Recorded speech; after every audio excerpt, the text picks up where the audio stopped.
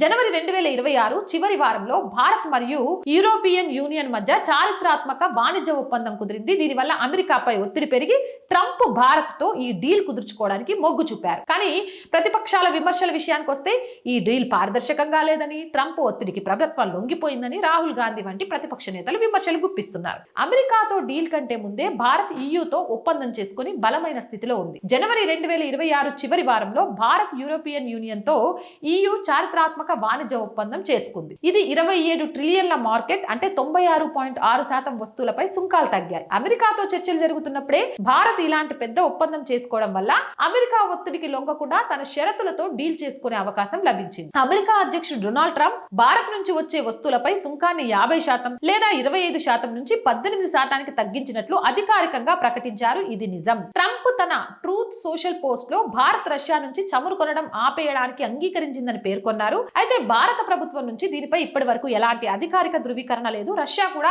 తమకు భారత్ నుండి అటువంటి సమాచారం అందలేదని స్పష్టం చేసింది. భారత్ రాబోయే కాలంలో అమెరికా నుంచి ఎనర్జీ, టెక్నాలజీ మరియు డిఫెన్స్ రంగాలలో భారీగా కొనుగోలు చేస్తుందని ట్రంప్ చెప్పారు.